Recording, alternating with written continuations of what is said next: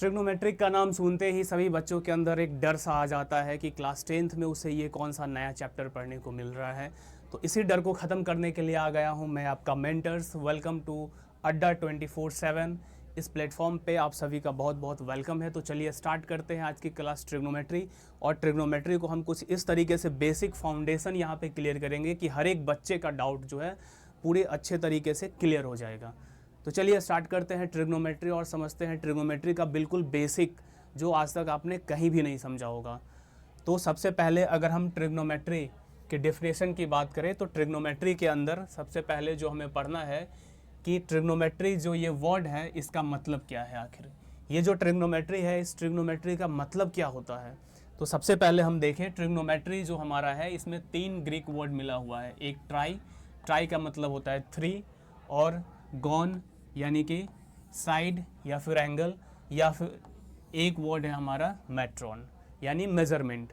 यानी ट्रिग्नोमेट्री जो है पूरा का पूरा 3 साइड का मेज़रमेंट करता है। अब 3 साइड का मेज़रमेंट करने के लिए हमारे पास जो फिगर होते हैं, ज्योमेट्री में 3 साइड से मिलके बना हुआ जो फिगर होता है दैट इज़ कॉल्ड ट्राइंगल। तो यहाँ पे ट्रिग्नोमेट्री के अंदर हम ट्राइंगल का मेज़रमेंट करते हैं। अब ट्राइंगल का मेज़रमेंट किस तरीके से किया जाता है, कौन से ट्राइंगल का मेज़रमेंट करते हैं, तो ट्रिग्नोमेट्री में हम राइट एंगल ट्रायंगल का मेज़रमेंट करते हैं। तो सबसे पहले कुछ राइट एंगल ट्रायंगल के बारे में जान लेते हैं। राइट एंगल ट्रायंगल को जानने से पहले थोड़ा सा हम अगर क्लास 10th की बात करें तो क्लास 10th में हमें कौन कौन से टॉपिक को पढ़ने हैं उसको भी समझ लेते हैं। क्योंकि इससे पहले जो हम क्लास 10th में पढ़ते थे तो वहाँ पे कॉम्प्लीमेंट्री एंगल भी पढ़ना होता था, लेकिन धीरे धीरे ये चैप्टर्स को यहाँ से डिलीट कर दिया गया, इस एक्सरसाइज को। तो हमें जो पढ़ना है क्लास 10th के अंदर सबसे पहला जो एक्सरसाइज होगा वो होगा trigonometric ratio of an angle. किसी एंगल के लिए ट्रिग्नोमेट्रिक रेशियो क्या होता है ये हमें जानना होता है फर्स्ट एक्सरसाइज में, और यही हमारा बेसिक है और यहीं पे हमारा जो है फाउंडेशन बिल्डअप होगा। तब जा कर के आप धीरे धीरे लेवल को बढ़ाओगे और बाकी के आगे के एक्सरसाइज में अच्छा परफॉर्म कर पाओगे। तो ट्रिग्नोमेट्रिक रेशियो जो है हमें सबसे अच्छे से समझना होगा। इसके बाद सेकेंड जो एक्सरसाइज होगा हमारा वो होगा trigonometric ratios of some specific angle. कुछ स्पेसिफिक एंगल है जिसके बारे में हमें ट्रिग्नोमेट्रिक रेशियो पढ़ने होते हैं, जैसे 0 डिग्री हो गया, 30 डिग्री हो गया, 45 डिग्री हो गया, 60 डिग्री हो गया एंड 90 डिग्री हो गया। तो ये सारे ही कवर करेंगे हम trigonometric ratios some specific angle में। फिर जो थर्ड एक्सरसाइज होगा हमारा ये होगा ट्रिग्नोमेट्रिक आइडेंटिटीज़ का। ट्रिग्नोमेट्रिक आइडेंटिटीज वही sine square theta plus cos square theta, sec square theta minus tan square theta, cosec square theta minus cot square theta. तो ये जो ट्रिग्नोमेट्रिक आइडेंटिटीज़ है ये हमें थर्ड एक्सरसाइज में कवर करने हैं। इसके बाद फोर्थ जो एक्सरसाइज है हमें पढ़ने के लिए, या फोर्थ ये एक अलग चैप्टर ही दे दिया गया है। आर.एस. अग्रवाल का बुक अगर बनाते हैं या फिर एनसीईआरटी बनाते हैं तो वहाँ पे हमें मिल जाते हैं एप्लीकेशन ऑफ ट्रिग्नोमेट्री या फिर हाइट एंड डिस्टेंस। तो इस तरीके से 4 पार्ट में करके हम ट्रिग्नोमेट्री को पढ़ेंगे। तो अब समझते हैं ट्रिग्नोमेट्री में सबसे पहले राइट एंगल ट्रायंगल का हम यूज़ करेंगे। पूरा का पूरा जो ट्रिग्नोमेट्री है वो राइट एंगल ट्रायंगल पे ही बेस्ड है। तो राइट एंगल ट्रायंगल क्या होता है सबसे पहले इसको समझ लेते हैं। तो हमने पढ़ चुका है कि राइट एंगल ट्रायंगल जो है इसमें एक एंगल होता है 90 डिग्री का। किसी भी ट्रायंगल का अगर एक एंगल 90 डिग्री हुआ तो फिर उसे बोलते हैं राइट एंगल ट्रायंगल। 90 डिग्री के ठीक सामने का जो साइड होगा वो हमेशा हाइपोटेनियस कहलाएगा, और ये ट्रायंगल का सबसे लॉन्गेस्ट साइड होता है। 90 के ठीक सामने का जो साइड होता है वो होता है हमारा हाइपोटेनियस। इसके बाद बाकी के जो 2 साइड बच गए, ये बेस हो गया और ये परपेंडिकुलर हो गया। बेस और परपेंडिकुलर कोई भी हो सकता है। जनरली जो साइड नीचे रहता है इसे हम बेस बोलते हैं और इसे परपेंडिकुलर बोलते हैं। लेकिन यहाँ पे ट्रिग्नोमेट्री में हम देखेंगे आगे चल करके कि ये परपेंडिकुलर और बेस जो होता है ये चेंज होते रहता है। तो इसके बाद हम समझ लेते हैं सबसे पहले कि किस तरीके से ये जो बेस है और ये जो परपेंडिकुलर है वो कैसे चेंज होते रहते हैं। तो सपोज़ मैंने एक राइट एंगल ट्रायंगल ले लिया। सबसे पहले एक राइट एंगल ट्रायंगल बना लेते हैं। ये एक राइट एंगल ट्रायंगल हो गया। अब इस राइट एंगल ट्रायंगल में अगर हम देखें तो हमारा एक जो साइड है ये इसका नाम हो गया ABC और यहाँ है 90 डिग्री। तो इस राइट एंगल ट्रायंगल में अगर हम जो ट्रिग्नोमेट्रिक रेशियो निकालेंगे वो किसी एंगल के बेस पे निकाला जाता है। जैसे सपोज़ ये अगर हमारा एंगल है थीटा, किसी भी एंगल को अगर हमें रिप्रेजेंट करना होता है तो ये भी एक ग्रीक सिंबल है थीटा।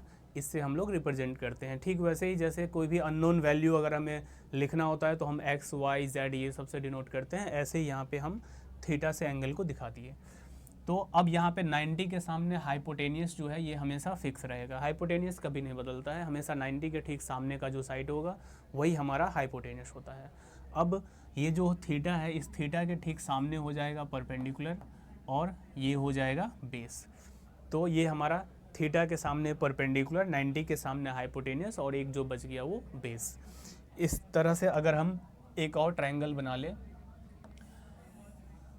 और इस ट्रायंगल में अगर हम देखें ये ABC ट्रायंगल है, इस ABC ट्रायंगल में ये हमारा 90 डिग्री है, तो 90 के ठीक सामने ये हाइपोटेनियस हो जाएगा।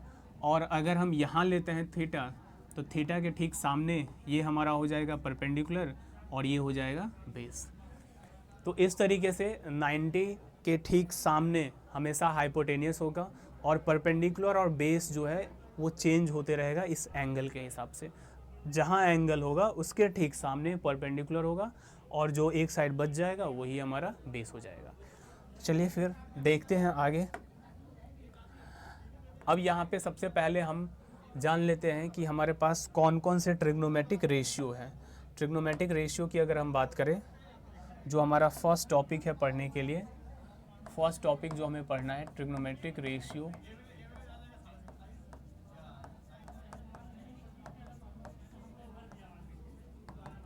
Trigonometric ratios of an angle. Trigonometric ratios of an angle, किसी एंगल के लिए ट्रिग्नोमेट्रिक रेशियो क्या होता है इसको पहले समझ लेते हैं। तो जैसे अगर यहाँ पे मैंने एक ट्रायंगल बना लिया, इस ट्रायंगल में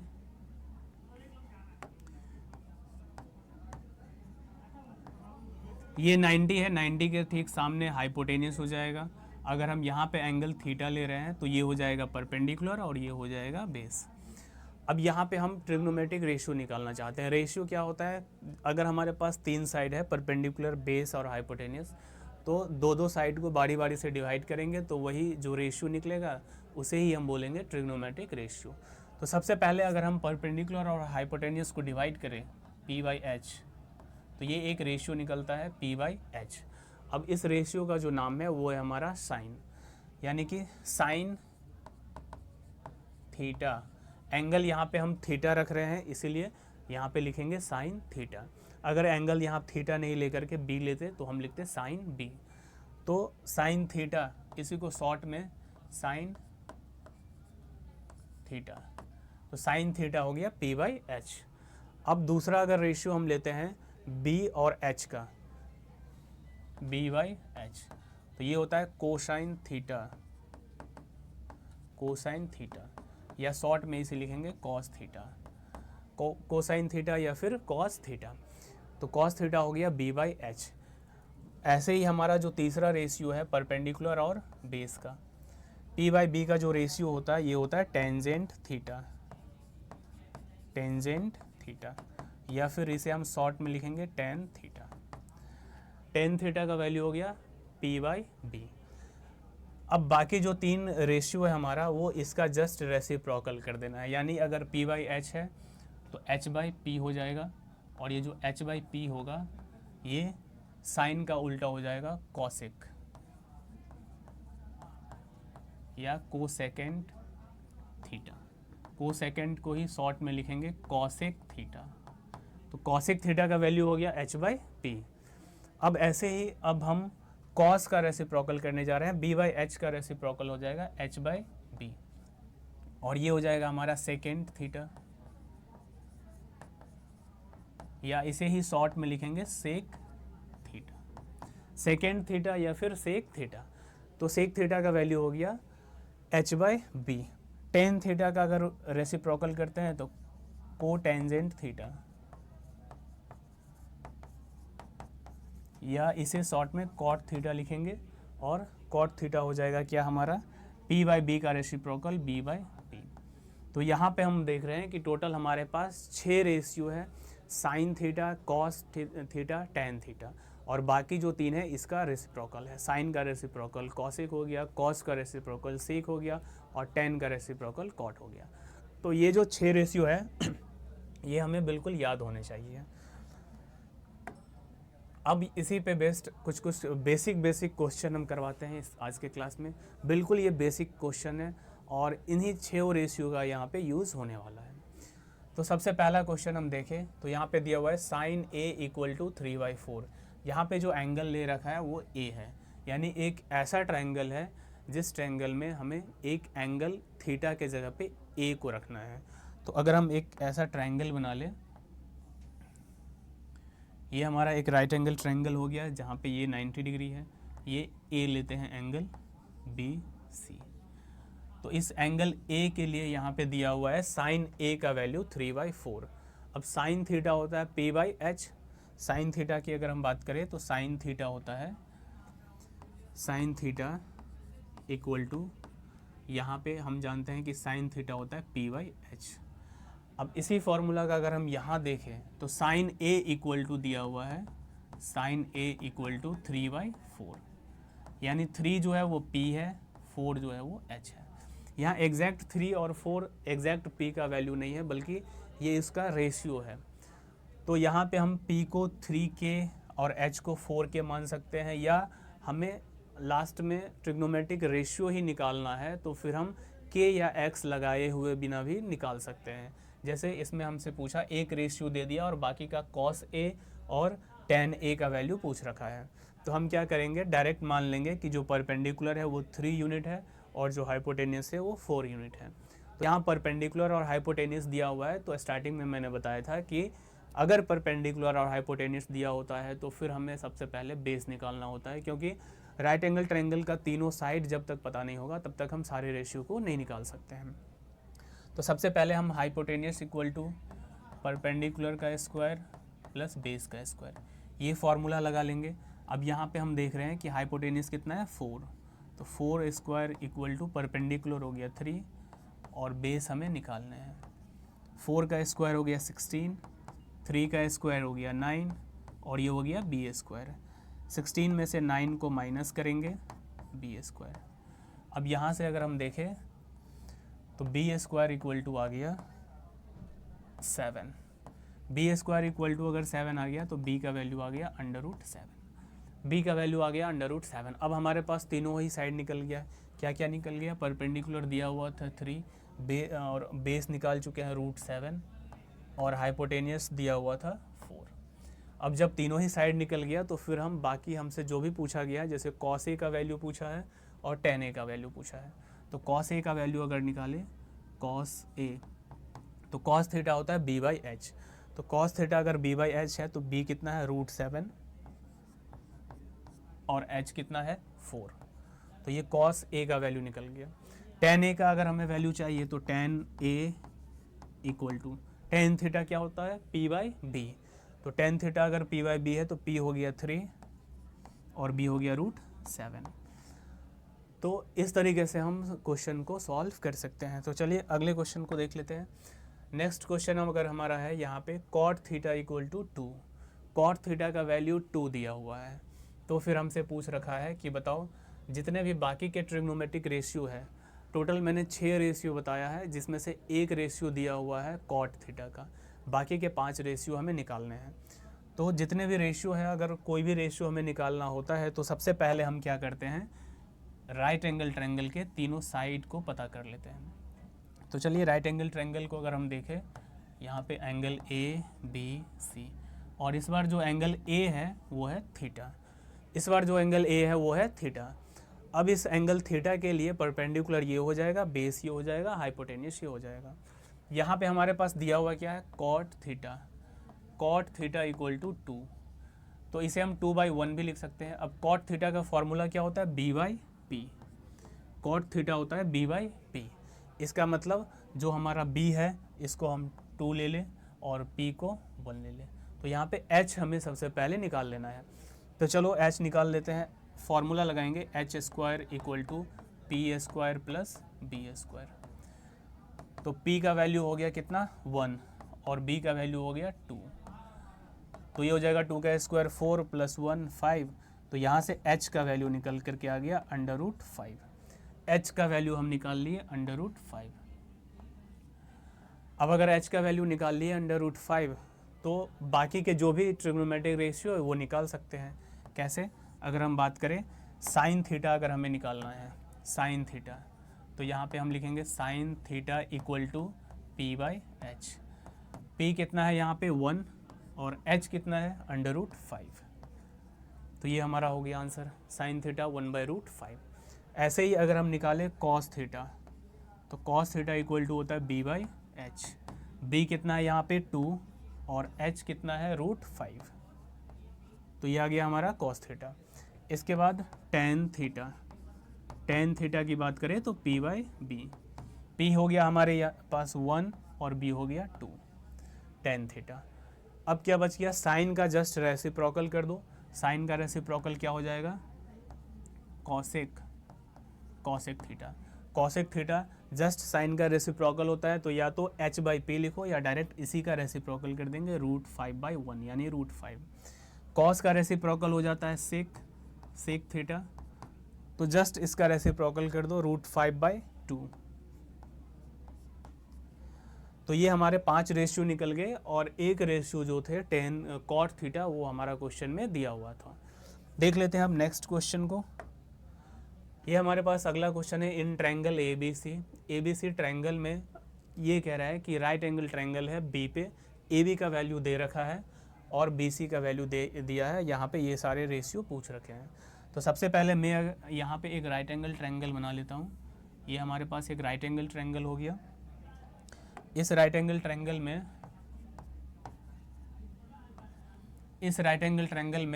दिया हुआ है B पे 90 डिग्री होना चाहिए। तो B पे अगर 90 डिग्री है तो हम यहाँ ना लिख करके यहाँ पे B लिखेंगे, बाकी A और C कहीं भी लिख सकते हैं, क्योंकि B पे 90 डिग्री होना ही चाहिए। अगर ऐसा नहीं करते हैं तो फिर आंसर हमारा कुछ अलग आ जाएगा, क्वेश्चन गलत हो जाएंगे। तो क्वेश्चन में अगर दे रखा है कि यहाँ पे रखो 90 डिग्री तो वहीं पे 90 रखना है। अगर क्वेश्चन में नहीं कुछ दे रखा है तो अपने हिसाब से कहीं पे भी 90 डिग्री ABC लिख सकते हैं। तो चलिए अब देखते हैं यहाँ पे। सबसे पहले BC का वैल्यू 12 है और AB का वैल्यू 5 है। AB का वैल्यू 5 और जो BC हमारा है इसका वैल्यू है 12। जो BC हमारा है इसका वैल्यू है 12।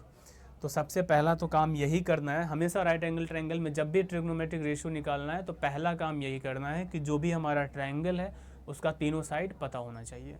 तो ये 2 साइड मालूम है, तीसरा साइड निकाल लेंगे। फिर से वही हाइपोटेन्यूज का स्क्वायर इक्वल टू परपेंडिकुलर का स्क्वायर प्लस बेस का स्क्वायर। अब यहाँ पे परपेंडिकुलर दिया हुआ है 12 का स्क्वायर और बेस दिया हुआ है 5। 12 का स्क्वायर हो गया 144, 5 का स्क्वायर हो गया 25, दोनों ऐड होगा तो 169। तो h का वैल्यू कितना आ जाएगा? √169 और 169 का स्क्वायर रूट होता है 30। तो यहाँ पे हमारा ये हाइपोटेनियस भी निकल करके आ गया, कितना? ये है 13। जो हाइपोटेनियस है हमारा वो है 13। तो अब चलो जो जो हमसे पूछा है वो एक एक करके निकालते हैं। सबसे पहले पूछा है साइन ए। तो साइन ए की अगर बात करें तो साइन थीटा फॉर्मूला वही हो जाएगा p/h। तो p/h हमें करना है, तो देख लो यहाँ पे p कितना है। अब ये भी ध्यान रखना है कि एंगल कौन सा है? A। एंगल A है, यानी कि इस एंगल के लिए हमें बताना है p कौन सा है 12 और h कौन सा है ये 13। तो ये हो जाएगा 12/13 हो गया। ऐसे ही साइन C, साइन C हमें निकालना है। तो सबसे पहले देखेंगे एंगल कहाँ है? C ये है। तो जैसा मैंने स्टार्टिंग में बताया था, अब इस एंगल के लिए हमारा परपेंडिकुलर और बेस जो है वो चेंज हो जाएंगे।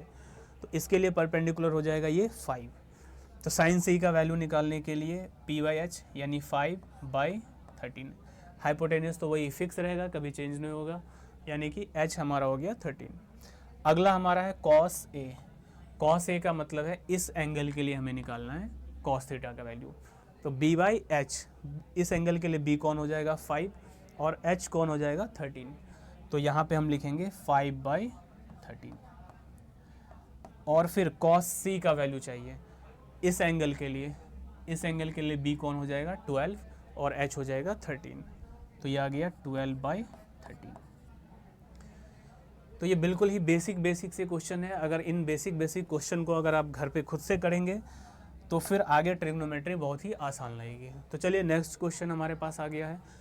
तो अगला क्वेश्चन है sine theta equal to A square minus B square. सबसे पहले एक ट्रायंगल बना लेते हैं। ये हमारा एक राइट एंगल ट्रायंगल हो गया।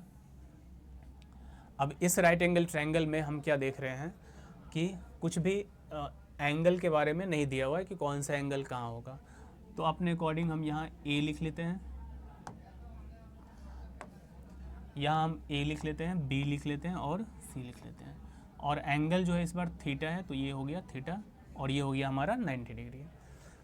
तो साइन थीटा का वैल्यू दिया हुआ है a square minus B square by a square plus B square. Sine theta क्या होता है, पी बाई एच, यानी कि पी का वैल्यू है a square minus B square और एच का वैल्यू है a square plus B square. ये हमारा दो साइड दिया हुआ है। तीसरा साइड निकालेंगे, फिर से वही पाइथागोरस थ्योरम का यूज़ करेंगे। तो पाइथागोरस थ्योरम का अगर हम यूज़ करते हैं तो H square equal to P square plus B square.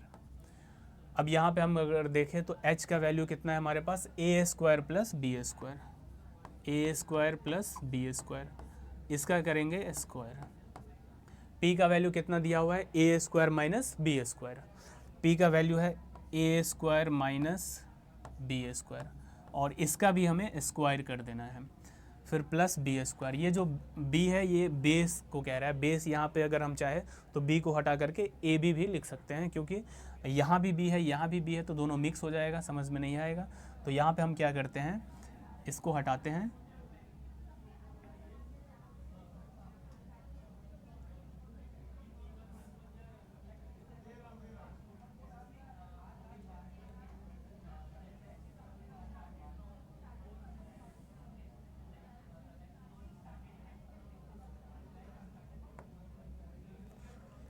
चलो देख लेते हैं एक बार। सबसे पहले हम क्या करेंगे, इस ट्रायंगल में यहाँ पे एक राइट एंगल ट्रायंगल बना लेंगे। तो राइट एंगल ट्रायंगल की अगर बात करें तो ये हमारा राइट एंगल ट्रायंगल हो गया। अब यहाँ पे ये कुछ भी नहीं लिखा है कि कहाँ पे कौन सा साइड लिखना है, तो यहाँ पे हम ए बी और सी लिख देते हैं, ए बी और सी लिख देते हैं।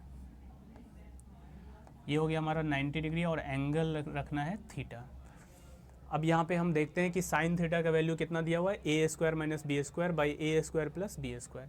तो साइन थीटा होता है पी बाई एच, यानी कि ये जो है a square minus B square और ये है हमारा a square plus B square, P by H.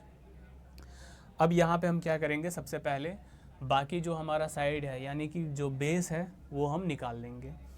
तो यहाँ पे हम पाइथागोरस थ्योरम का यूज़ करेंगे, H square equal to P square plus B square.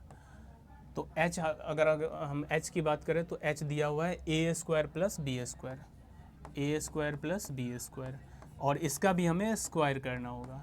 p की अगर बात करें तो ये है a square minus B square और इसका भी हमें स्क्वायर कर देना है। और ये जो b है बेस है, इसे हम ए बी लिख लेते हैं या फिर कैपिटल B से डिनोट कर देते हैं, क्योंकि दोनों मिक्स हो जाएगा तो फिर समझने में आगे प्रॉब्लम आ जाएगी। अब यहाँ पे हम क्या करते हैं, a प्लस बी का होल स्क्वायर का फॉर्मूला लगाएंगे। ए स्क्वायर करेंगे तो स्क्वायर पहले से पावर 4 हो जाएगा, बी स्क्वायर करेंगे तो बी का पावर 4 हो जाएगा और प्लस 2ab कर देंगे तो 2a square B square equal to, यहाँ पे भी A square minus B square का होल स्क्वायर का फार्मूला लगाना है। तो a का स्क्वायर करेंगे, यहाँ पे ऑलरेडी स्क्वायर है, पावर 4 हो जाएगा, ये पावर 4 हो जाएगा और minus 2a square B square और यहाँ पे ये हो गया प्लस बी स्क्वायर। अब ध्यान से अगर देखें तो ये a का पावर 4 जो है, ये a का पावर 4 और यहाँ पे a का पावर 4 कैंसिल हो गया, b का पावर 4 और b का पावर 4 कैंसिल हो गया। 2a स्क्वायर बी स्क्वायर जब इधर आएगा तो दोनों प्लस हो जाएंगे, यानी ये हो जाएंगे 4a square B square equal to B square. अब यहाँ से जब स्क्वायर रूट हटाएंगे, यहाँ से जब स्क्वायर रूट हटाएंगे तो b इक्वल टू आ जाएगा 2ab। 4a square B square का अंडर रूट निकालेंगे तो 4 का स्क्वायर रूट 2 हो गया और a स्क्वायर बी स्क्वायर का स्क्वायर रूट हो गया ab। तो यहाँ पे b का वैल्यू आ गया 2ab। तो यहाँ पे मैंने ये भी निकाल लिया कि ये साइड है 2ab। अब हमसे जो जो पूछा है बारी से निकाल लेते हैं एक एक करके। तो बाकी का हमें ऑल ट्रिग्नोमेट्रिक रेशियो निकालना है, तो निकालते हैं जितने भी ट्रिग्नोमेट्रिक रेशियो हैं। सबसे पहले साइन हमारे पास दिया हुआ है, तो अब हम निकाल लेते हैं कॉस थीटा। कॉस थीटा होता है b बाई एच। b ये हो गया 2ab और h हो गया ये a square plus B square. इसके बाद हम निकाल लेते हैं टेन थीटा। टेन थीटा होता है p बाई बी। p हो गया a square minus B square और b हो गया 2ab। तो a square minus B square by 2ab। इसके बाद हम निकाल लेते हैं साइन का जस्ट रेसिप्रोकल, क्योंकि यहाँ पे हमें बाकी के 5 रेशियो निकालने ही है। तो साइन का रेसिप्रोकल हो जाएगा कॉसेक थीटा। आप यहाँ से भी लिख सकते हैं cosec theta h by P, या इसका भी रेसिप्रोकल करेंगे सेम ही चीज़ आ जाएगा। तो h बाई पी अगर करते हैं तो h कितना है a square plus B square, a square plus B square, और p कितना है a square minus B square. तो ये निकल गया कॉसेक थीटा। बाकी कॉस का रेसिप्रोकल करेंगे तो सेक थीटा निकल जाएगा। कॉस का रेसिप्रोकल करते हैं तो सेक थीटा। इसका रेसिप्रोकल करेंगे a square plus B square by 2ab, और टेन का रेसिप्रोकल कर देंगे कॉट थीटा। कॉट थीटा क्या हो जाएगा, इसका जस्ट रेसिप्रोकल कर दो, 2ab ऊपर चला जाएगा और नीचे आ जाएगा a square minus B square. तो यहाँ पे हमने पांचों रेशियो निकाल लिए हैं। तो चलिए नेक्स्ट क्वेश्चन देखते हैं। तो अगला क्वेश्चन हमारे पास है कि अगर सेक थीटा इक्वल टू 5/4 है तो प्रूफ करना है कि इसका वैल्यू होगा 12/7। तो सबसे पहले यहाँ पे भी हम क्या करेंगे, एक राइट एंगल ट्रायंगल बना लेंगे। एक राइट एंगल ट्रायंगल बना लिए। अब इस राइट एंगल ट्रायंगल में कुछ दिया नहीं है एंगल के बारे में, तो हम सबसे पहले यहाँ लिख लेते हैं ये A है, B है, C है, और ये हमारा एंगल है थीटा। तो अगर सेक थीटा 5/4 है तो सेक थीटा अगर 5/4 है, सेक थीटा का वैल्यू अगर 5/4 है, सेक थीटा क्या होता है, सेक उल्टा होता है कॉस का, कॉस का उल्टा सेक है, कॉस होता है b बाई एच, तो सेक क्या हो जाएगा h बाई बी। यानी हाइपोटेन्यूस अगर 5 है तो बेस कितना है 4, हाइपोटेन्यूस अगर 5 है तो बेस कितना है 4।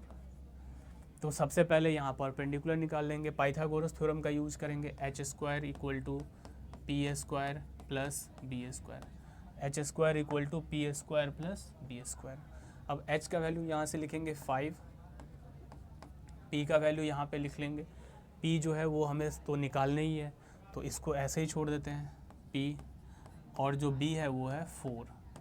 तो 5 का स्क्वायर हो गया 25, पी स्क्वायर प्लस 16। अब अगर 16 इधर जाएगा तो पी स्क्वायर इक्वल टू आ जाएगा 9, और यहाँ से p का वैल्यू आ जाएगा 9 का स्क्वायर रूट 3। तो यहाँ पे p का वैल्यू आ गया 3, यानी ये जो हमारा है वो है 3 यूनिट। अब हमसे जो पूछा गया है उसमें हम देख लेते हैं कि क्या क्या वैल्यू है। साइन थीटा है और कॉस थीटा है, टेन है और कॉट है। तो सबसे पहले हम साइन, कॉट, टेन और कॉट, कॉस, ये सब का वैल्यू पहले निकाल करके फिर यहाँ पे पुट कर सकते हैं, या नहीं तो डायरेक्टली इसी क्वेश्चन में भी वैल्यू को पुट कर सकते हैं। जैसे अगर हम यहाँ पे वैल्यू को पुट करें तो साइन थीटा होता है p by H, sign theta होता है p बाई एच। तो साइन थीटा अगर p बाई एच होता है तो यहाँ पे p कितना है 3 और h कितना है 5, तो यहाँ पे लिखेंगे 3/5 माइनस 2 ऐसे ही रहेगा। कॉस थीटा, कॉस थीटा क्या होता है b बाई एच, तो b कितना है 4 और h कितना है 5, तो ये हो गया 4/5 by tan theta. Tan theta क्या होता है p बाई बी, p कितना है 3 और b कितना है 4, तो यहाँ पे लिख लेंगे 3/4 माइनस कॉट, कॉट जस्ट 10 का रेसिप्रोकल होगा b बाई पी, यानी 4/3। ये हमने ये जो प्रूफ करने थे इसका वैल्यू 12/7 लाना है, तो इसका मैंने LHS वाले पार्ट को लिख लिया। अब इस LHS वाले पार्ट को सॉल्व करके अगर हमारा आंसर 12/7 यानी RHS आ जाता है तो फिर ये प्रूफ हो गया कि इसका वैल्यू होगा 12/7। तो चलिए इसको पहले सॉल्व कर लेते हैं। यहाँ पे तो ये 3/5 ही रहेगा, 3/5 माइनस ये मल्टीप्लाई हो जाएगा तो 8/5 आ गया, और नीचे हमारा 3/4 और माइनस 4/3। अब हम क्या करेंगे, सिंपल ऊपर वाले नंबर को और नीचे वाले नंबर को एलसीएम लेकर के जोड़ घटाव बना देंगे। तो ऊपर में दोनों में 5 है तो सीधा 3 में से 8 माइनस हो जाएगा, 3 में से 8 माइनस करते हैं तो -5 आ गया, -5/5 हो गया। और बाय नीचे का अगर हम एलसीएम लेते हैं तो 4 और 3 का एलसीएम हो जाएगा 12। 4 और 3 का एलसीएम 12 हो गया। 4 से 12 को डिवाइड करेंगे तो 4 3 जा 12, तो 3 3 जा 9 हो गया, माइनस 3 4 जा 12, तो 4 4 जा यहाँ पे 16 हो गया। इसे जब सॉल्व करेंगे तो यहाँ पे -5/5 -1 आ गया, और इसे जब सॉल्व करेंगे तो 9 में से 16 को डिवाइड माइनस कर लेंगे, तो 9 में से 16 को अगर माइनस करते हैं तो ये आएगा -7/12। अब यहाँ पे ऊपर में जो -1 है ये तो रहेगा ही, ये एक रेसिप्रोकल हो जाएगा, 12 चला जाएगा ऊपर और -7 आ गया नीचे, माइनस माइनस कट गया, तो फाइनल जो हमारा आंसर आया 12/7। फाइनल जो हमारा आंसर आया 12/7, यानी कि जो हमारा LHS था वो RHS के बराबर हो गया। तो लिख लेंगे LHS इक्वल टू RHS, दोनों इक्वल हो गया। ये हमारा क्वेश्चन प्रूफ हो गया। तो चलिए अगले क्लास में फिर मिलते हैं। इसी तरीके से आप बेसिक क्वेश्चन को पहले सॉल्व करें, और जब आपका बेसिक बिल्कुल क्लियर हो जाएगा तो धीरे धीरे फिर हम आगे की क्लास में बताएंगे कि किस तरीके से बाकी सारे क्वेश्चन को सॉल्व करना है। बहुत बहुत धन्यवाद आपका।